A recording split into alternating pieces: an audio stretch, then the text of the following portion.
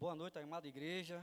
Que a graça, a paz, o amor e a bondade do nosso Deus e Pai e do nosso Senhor e Salvador Jesus Cristo seja abundante no coração de cada um dos irmãos. Amém? Saudade de vocês, amados. Faz tempo que eu não vejo vocês. Desde domingo que eu não vejo vocês. Estava com saudade de vocês. Louvado seja Deus, irmãos, por estarmos aqui nesta quarta-feira, neste culto de oração, né? Como igreja, como comunidade de fé. E eu louvo a Deus por essa oportunidade de estar aqui com os amados irmãos, trazer a mensagem da noite, né? A mensagem que o Senhor colocou no meu coração e expressar ela à amada igreja. Então, eu louvo a Deus por essa oportunidade, essa responsabilidade, e também agradeço ao nosso pastor Márcio, pela confiança, né, e nos colocar nesta posição, nesta noite. Queridos, sem mais delongas, eu peço aos amados irmãos que abram suas Bíblias no Evangelho segundo Mateus, capítulo 4,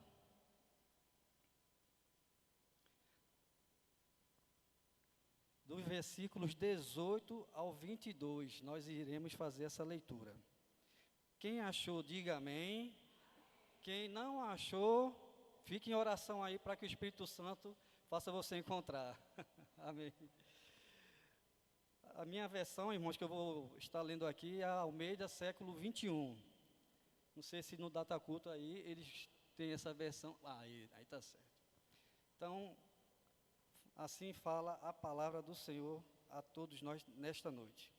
Andando às margens do mar da Galileia, Jesus viu dois irmãos, Simão, chamado Pedro, e seu irmão André. Eles estavam lançando as redes ao mar, pois eram pescadores. E disse-lhes: Vinde a mim, e eu vos farei pescadores de homens. Imediatamente eles deixaram as redes e o seguiram.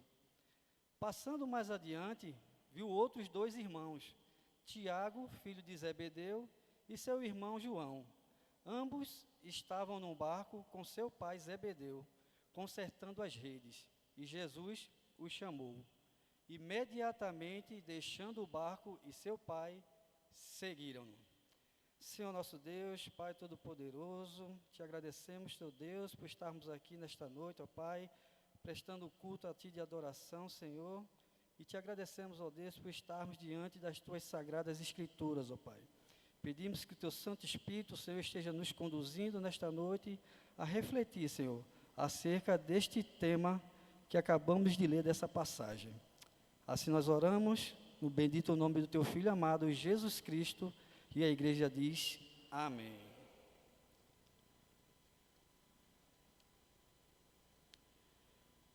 Os primeiros discípulos que foram chamados, pescadores de homens, o chamado e a resposta.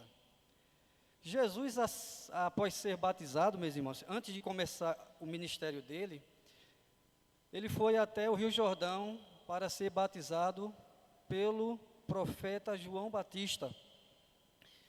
E após ser batizado pelo João Batista e ser revestido pelo Espírito Santo de Deus, Jesus agora vai começar o seu ministério, né?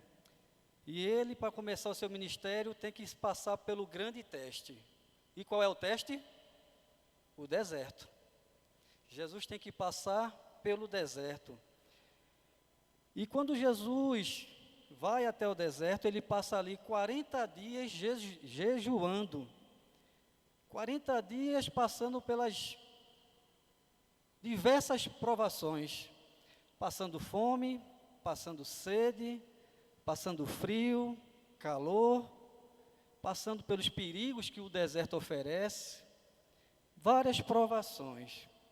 E no final desses 40 dias, Jesus vai passar pela maior provação, que é ser tentado pelo diabo. E o diabo, ele vai tentar Jesus, oferecendo a Jesus todos os tesouros da terra, toda a glória, poder, se simplesmente o Senhor Jesus se curvar a Ele e lhe adorar. Mas Jesus não se curvou diante do diabo e Jesus também não cedeu às investidas dele. Por quê? Porque Jesus sabia muito bem qual era a sua identidade. Ele sabia muito bem quem ele era. Ele sabia qual era a sua missão e o seu propósito. E após passar por esse grande teste, Jesus vai iniciar o seu ministério e ele vai para uma cidade chamada Cafarnaum. E ali naquela cidade ele vai chamar os seus primeiros discípulos, quer dizer, não em Cafarnaum, mais adiante, né? E ali em Cafarnaum ele vai começar a pregar o evangelho. Cafarnaum era uma cidade que ficava entre os territórios de Zebulon e Naftali. E era conhecida como a cidade dos gentios, né? E ali Jesus começa a pregar o evangelho a todas as pessoas que viviam em trevas. A luz havia chegado naquele lugar. E Jesus vai pregar a mensagem de arrependimento. Arrependam-se, porque o reino dos céus está próximo. Ou o reino dos céus chegou. Jesus é o reino dos céus que estava instaurando na terra esse reinado. E Jesus, depois de pregar o evangelho ali, ele vai para Galiléia. E na Galiléia, ele vai começar a chamar os seus quatro primeiros discípulos. O texto vai nos dizer, do verso 18 por diante, que Jesus estava andando às margens do mar da Galiléia, quando viu dois irmãos, Pedro e André. E eles estavam lançando as redes ao mar, pois eles eram pescadores. Era a profissão deles, eles viviam da pesca. E Jesus, quando chega até aqueles dois irmãos, ele faz um chamado e uma promessa. Ele diz: sigam-me, que eu vos farei pescadores de homens. Mais adiante, Jesus vê mais dois irmãos, Tiago e João, num barco com seu pai, Zebedeu, preparando as redes para serem arremessadas logo mais. E Jesus chega até eles e faz o mesmo chamado: sigam-me. E eu quero que os irmãos agora, a partir desse momento, me acompanhem nesse raciocínio.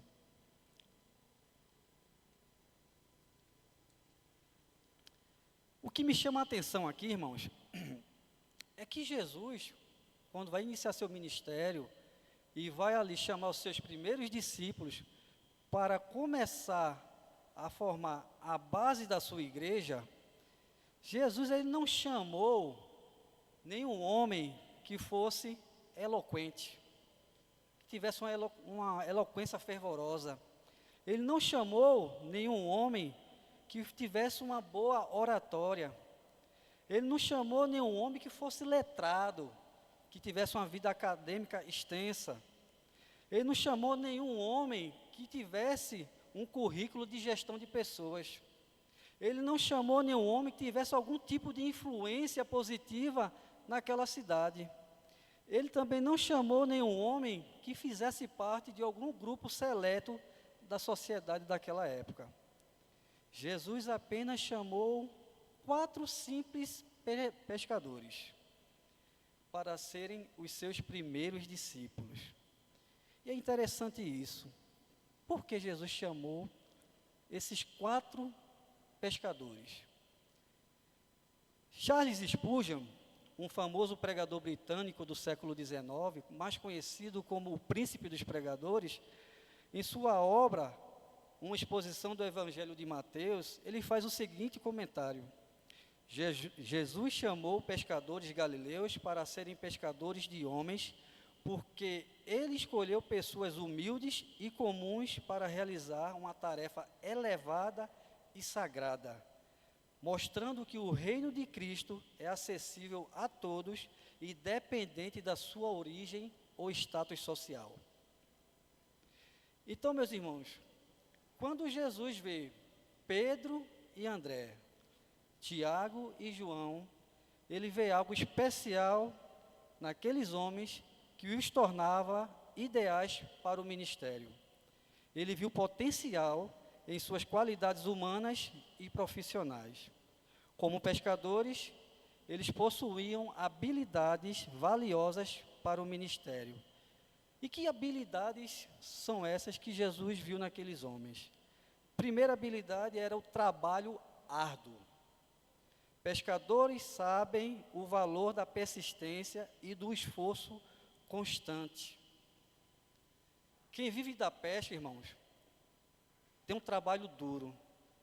Vai preparar o barco, preparar a rede, todos os utensílios, vai ao mar no começo da noite, ou então de madrugada, passa por tempestades, ventos fortes, mar agitado, às vezes a maré não tapa peixe, né? A maré às vezes não dá peixe, e às vezes eles têm que ter paciência para esperar, e às vezes sair de um lugar para o outro para arriscar a pescaria. E um texto que vai relatar muito bem isso é o texto de Lucas capítulo 5, onde vai relatar que os discípulos, os pescadores, pescaram a noite inteira, passaram a noite inteira pescando, voltaram pela manhã sem pegar um peixe.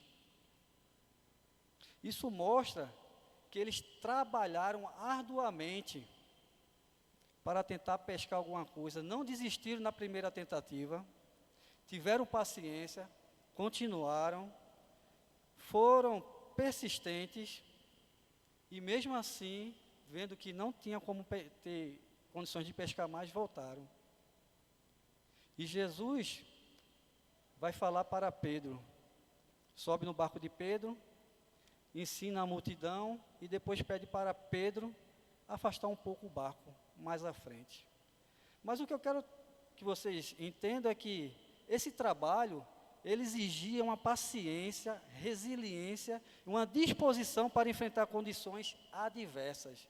E essas características são essenciais para o ministério. Paciência, resiliência e disposição para enfrentar condições adversas, além da persistência e esforço constante. A segunda habilidade que o Senhor vê ali, entre eles, é a colaboração. A pesca é um esforço em equipe. Ninguém sai num barco sozinho para pescar. Há vários outros pescadores ou auxiliares para ajudar na pesca. E o mesmo texto de Lucas 5 vai dizer que quando Jesus pede para Pedro afastar o barco para ir mais um pouco ao mar, e pede para Pedro lançar as redes, Pedro diz ao Senhor, Senhor, passamos a noite toda pescando e não pegamos nada. Mas ele diz, mas sobre a tua ordem, vamos lançar a rede. E o que é que acontece? Eles pegam muitos peixes, tantos peixes, que os homens que estão ali dentro do barco não conseguem subir as redes, e o barco está quase afundando, e é necessário pedir para que os outros pescadores venham até eles para ajudar a colocar os peixes nos barcos. Então, a pesca é um trabalho em equipe, um esforço mútuo. Ninguém faz nada sozinho, todos se ajudam. Jesus viu que esses homens já sabiam como trabalhar juntos, uma habilidade crucial para a construção de uma comunidade de fé. Terceira habilidade valiosa que o Senhor Jesus vê para o ministério naqueles homens é a humildade e simplicidade.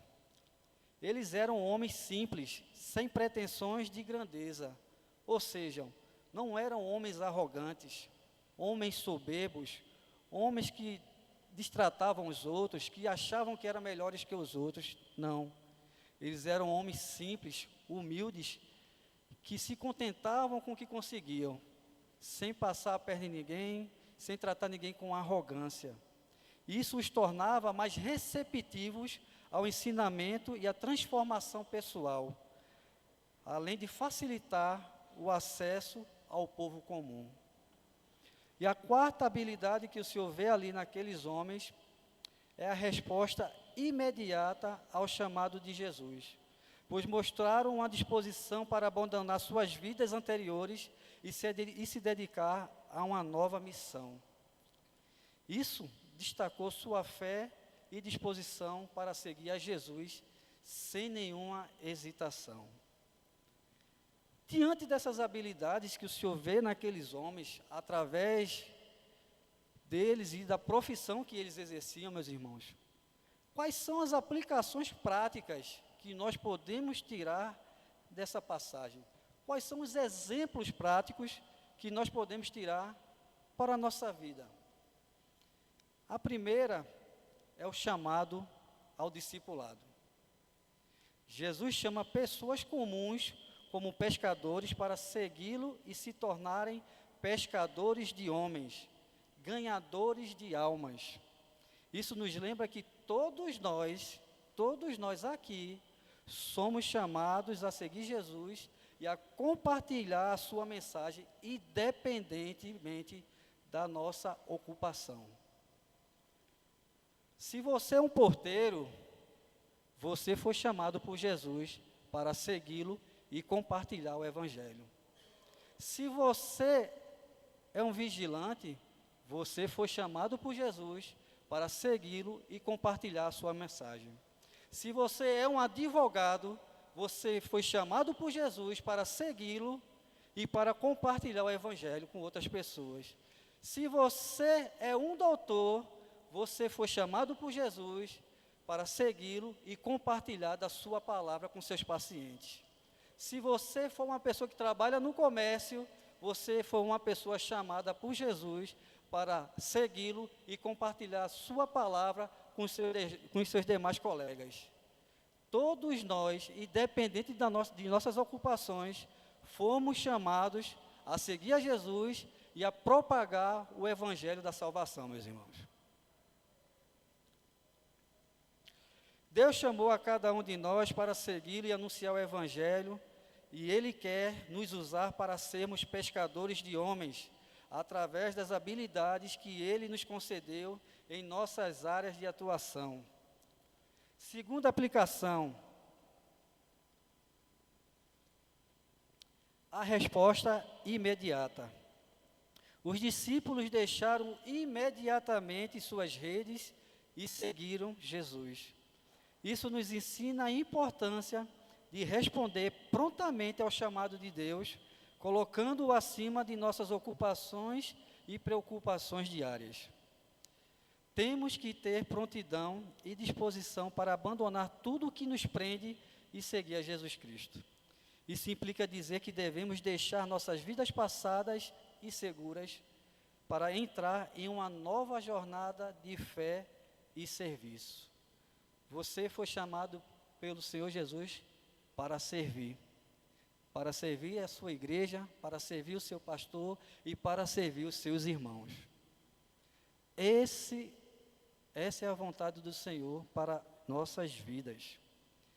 Terceira aplicação, a transformação de vida. Jesus promete transformar a vida dos discípulos, fazendo-os pescadores de homens. E se a gente for ver, todos os discípulos de Jesus, todos os apóstolos dele, tiveram suas vidas transformadas, exceto Judas, que com o coração endurecido pela cobiça, pela ambição, não quis ser trabalhado pelo Senhor. Mas todos os demais foram trabalhados e foram transformados pelo Senhor Jesus. Eu poderia dizer aqui a lista de todos eles, mas separei só 2 para vocês verem que transformação maravilhosa que o Senhor Jesus fez na vida desses apóstolos. O primeiro deles, Pedro, de um pescador impulsivo e muitas vezes impetuoso, Pedro se tornou um líder corajoso e firme da igreja primitiva. Jesus o ajudou a canalizar sua paixão e zelo em direção ao serviço e liderança espiritual. Quando a gente vai ler a história de Pedro nós vamos ver como Pedro é impulsivo, como Pedro era bronco, ignorante. Mas quando ele passou a seguir Jesus, Pedro foi lapidado, foi transformado e se tornou um dos maiores líderes da igreja primitiva. O outro exemplo é o João. João, que era conhecido como filho do trovão, por sua natureza temperamental. João foi transformado pelo amor e ensinamento de Jesus, se tornando o apóstolo do amor. E foi o autor do evangelho que leva o seu nome e das 3 epístolas que levam o seu nome, além do Apocalipse, que é o livro da revelação dos últimos dias. João, que era também um homem explosivo também, mas também quando foi seguir a Jesus, foi transformado, não ficou mais sendo a mesma pessoa. E todos nós, quando seguimos a Jesus, nós não somos mais os mesmos. Nós temos que ser transformados. Nós temos que passar por esse processo de transformação, para que possamos cumprir o propósito e a missão que o Senhor nos outorgou. Isso mostra que seguir Jesus implica uma transformação profunda, onde nossas habilidades e talentos são redirecionados para o serviço do reino de Deus. Quarta aplicação é a prioridade do reino. Os discípulos deixaram suas famílias e trabalhos para seguir Jesus. E Mateus capítulo 6, verso 33 vai dizer: busquem, pois, em primeiro lugar o reino de Deus e a sua justiça, e todas essas coisas lhes serão acrescentadas. Esse texto enfatiza a importância de priorizar Deus e o seu reino em nossas vidas, confiando que todas as outras necessidades serão supridas quando buscamos primeiro o que é realmente essencial para nossas vidas. Isso nos desafia, irmãos, a refletir sobre nossas prioridades e a colocar sempre o reino de Deus em primeiro lugar em nossas vidas. Quinta e última aplicação é comunidade e missão. Jesus chama os discípulos em pares, destacando a importância da comunidade e do trabalho em equipe na missão cristã. Jesus sabia que a missão era desafiadora e que trabalhar em equipe seria essencial para o progresso da missão. Ele enfatizou a importância da comunidade, suporte mútuo e encorajamento entre os seus discípulos. Esse senso de unidade não só fortaleceu a fé dos discípulos, mas também foi fundamental para espalhar o Evangelho de forma extraordinariamente eficaz. Essa lição nos encoraja a buscar apoio e colaboração em nossa jornada de fé, pois o trabalho em equipe faz uma diferença enorme na propagação do Evangelho. Quando trabalhamos em equipe, nos fortalecemos na caminhada da fé, a igreja avança no seu propósito e Deus abençoa acrescentando mais almas para o reino, como em Atos capítulo 2, verso 47, que diz: louvando a Deus e contando com o favor de todo o povo, e o Senhor lhes acrescentava a cada dia os que iam sendo salvos. Irmãos, quando nós trabalhamos em equipe, nós produzimos muito. Ano passado fizemos aqui uma campanha, a Gicana, para reparo do templo, a princípio era só para uma pintura, não era, pastor? Era só para uma pintura.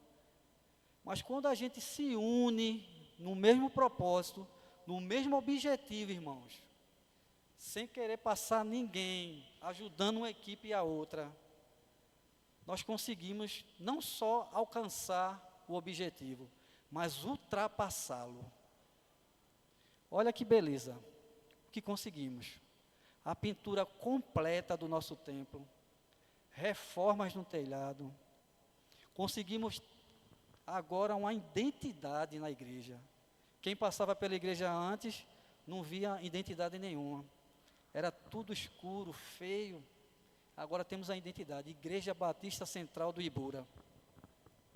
E conseguimos muito mais coisas. Porque quando a gente se une no mesmo propósito, na missão, Deus abençoa e temos tido tempos de paz. Temos tido almas sendo acrescentadas dia após dia. Isso é o trabalho feito em equipe. Isso é um trabalho feito com prontidão. Isso é um trabalho feito com humildade. Isso é um trabalho feito porque entendemos o chamado do Senhor para nossas vidas. Que essas aplicações nos ajudem a entender como podemos viver de acordo com os ensinamentos de Jesus em nosso dia a dia. Estando sempre firmes e constantes, atuantes na obra do Senhor, trabalhando sempre para o Senhor e sabendo que o trabalho no Senhor nunca será inútil, nunca será em vão. Amém, igreja? Que Deus nos abençoe, que Deus nos capacite dia após dia para entendermos que Deus nos chamou para fazermos diferença aonde quer que estejamos e em qual ocupação estivermos tendo. Deus nos chamou para servir e pregar o Evangelho. Que Deus abençoe a todos em nome do Senhor Jesus Cristo.